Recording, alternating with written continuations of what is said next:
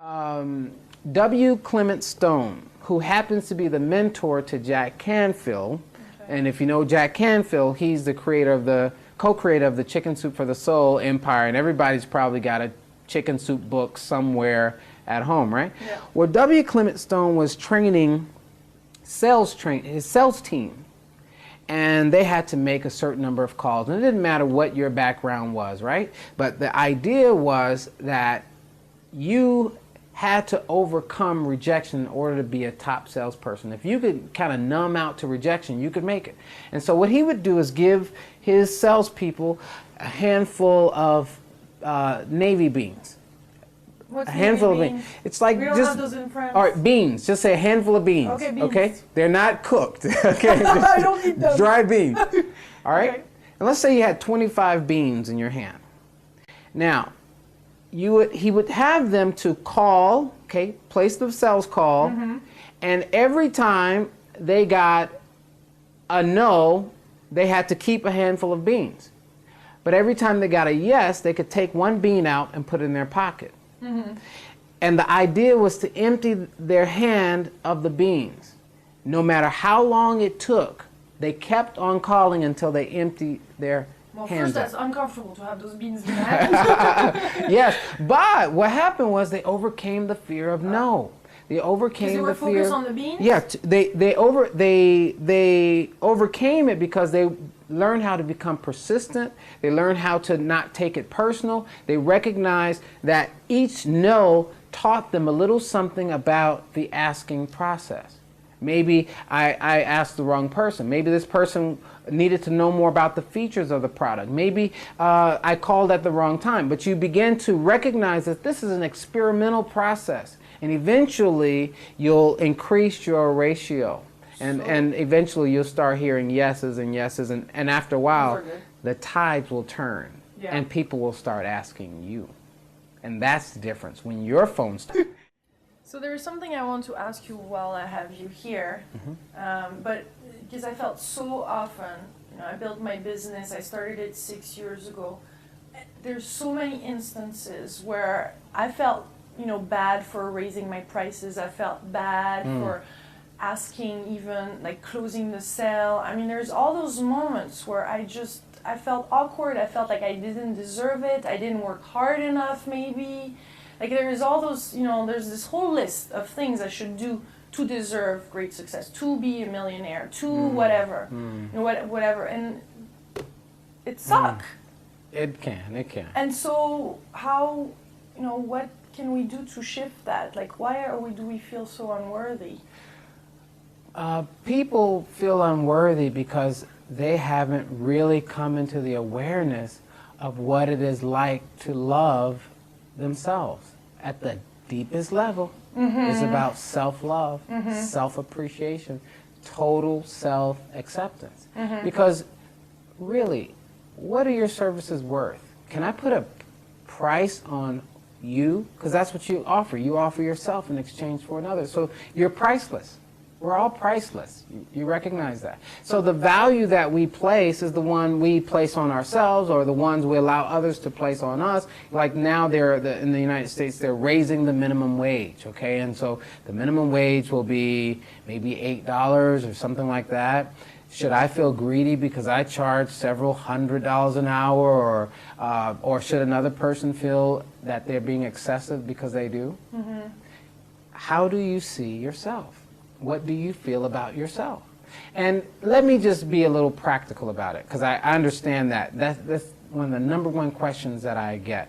One of my people on my team, who is one of the coaches that works with us in the Design Life Institute, came on board when we brought her in, and she was charging $50 an hour.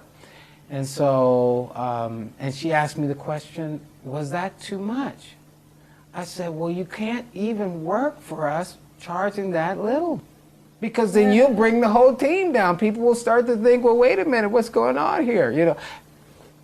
And the reason why, so we instantly doubled her entrance, rates, because so that she could meet a happy bunny. Yeah, she was very happy. But did she get it? Oh, yeah, of course. I mean, did she understood? Did she really get it? She got it. She got it that there's no real measure I can put on what you're worth.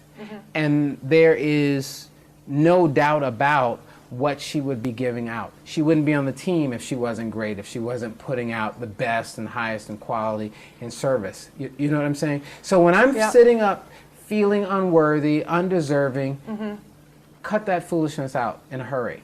Interrupt that whole mindset, because the whole inner conversation is saying to myself, I really don't love myself enough to give myself the very best. And there's no material thing, that is too good for me or for you.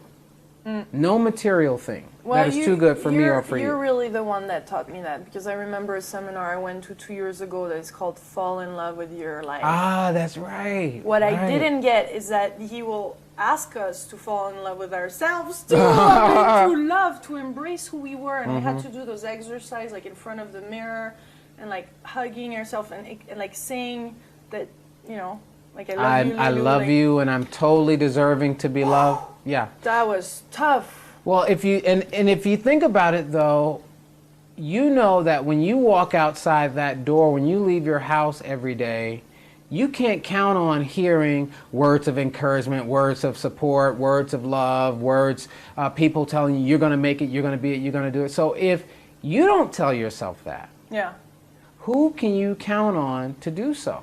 So it's just like you feed your physical body every day. You got to feed your mental and spiritual and emotional body every day in that same manner, without fail. And probably it's more important to do so, you see, because this is what keeps you going. This is what keeps your mind set on your success, because success is always an unfolding process. You see, it's that process. And am I willing to climb the ladder, okay, and do what it takes to get there? And I've got to have the right attitude about myself. And I say you're priceless. I say you're lovable, totally deserving to be loved, and you should earn as much money as you can stand and be trusted with.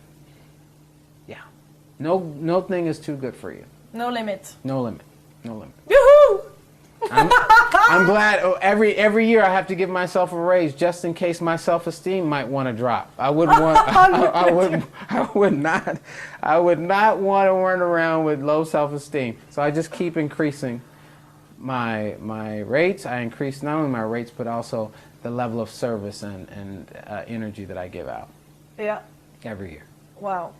If there's some things you didn't get, or you can always go back to the website myjuicylife.com, and then we have the video archives, and you can see and revisit this video, because I think it's a lot about listening it over and over again, because every time you get something different, and there's a lot of good things here that we're talking about, and I know from practicing them, you know, that it does take time, it does take, and you need to listen to them. So go to myjuicylife.com and you'll see those videos.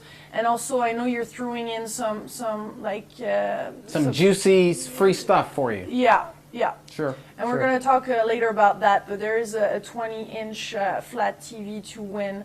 And I know some free coaching session with Kevin. So hang in there. Here is soon part 2 of My Juicy Life, where we will discuss the law of attraction from the movie The Secret. Oprah Winfrey recently featured The Secret in the Oprah Winfrey Show. We were part of the audience with Kevin, and we're delighted here to go a little bit more, also in depth, I mean, in our own perception of the law of attraction. It's a fantastic tools that help you to attract more in your life.